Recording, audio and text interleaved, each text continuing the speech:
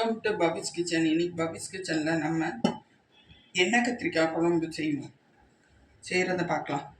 அதுக்கு 4 table spoon நல்லெண்ணெய் ஊற்றிருக்கேன்.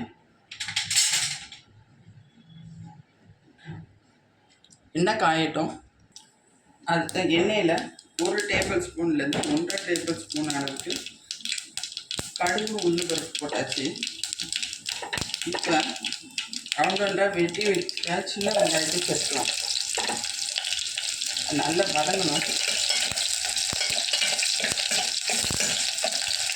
நல்லா வதங்கிடுச்சு. இப்போ வெட்டி வச்சுக்க நீல வாக்கில் வெட்டி வச்சுருக்கிற கத்திரிக்காயை சேர்க்கலாம்.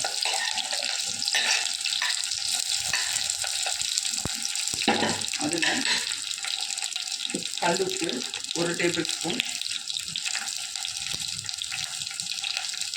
1 ஸ்பூன் குழம்பு மிளகாய் பொடி,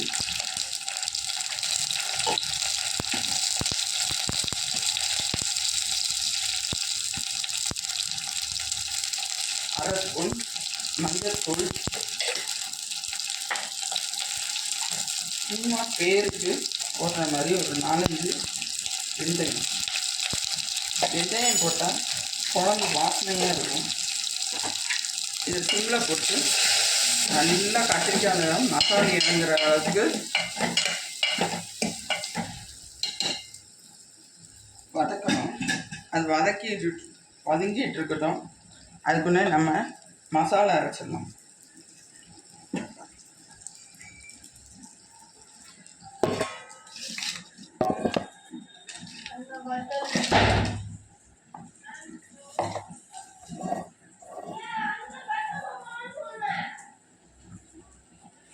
அதில் ஒரு 20 போல் சின்ன வெங்காயம்,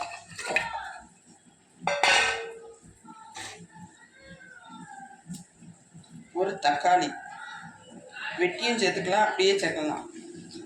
ஏன்னா நம்ம அரைக்க தான் போகணும்.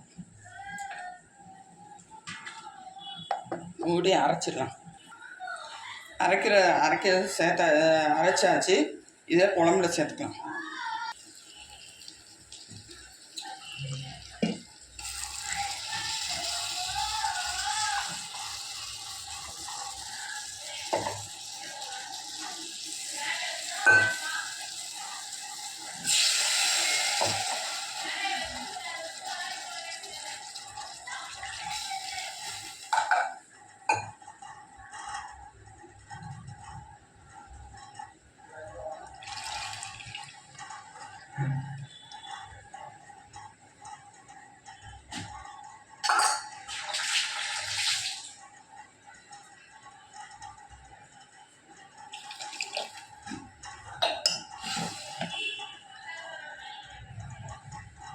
மசாலா நல்லா சேர்த்தாச்சு. இதில் நல்லா நல்லா கொதி நிலம் வரணும். வந்தோடனே சிம்மில் போட்டாலும் பரவாயில்ல, ஹையில் வச்சோன்னே நான் ஹையில் வச்சு தான் கொதிக்க விட போகிறேன். வெயிட் பண்ணுவேன்.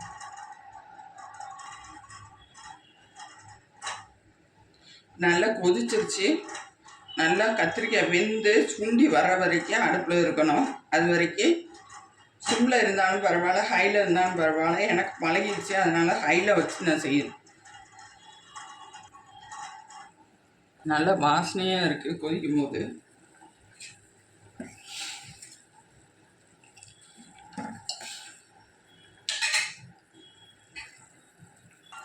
நல்லா கொதிச்சிருச்சு.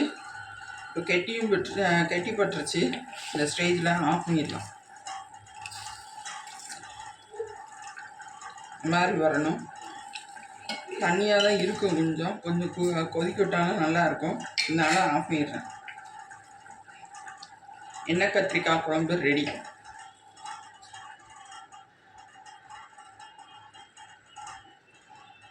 இந்த ஸ்டேஜில் மூடிடலாம். ஆஃப் பண்ணிட்டு மூடிடலாம்.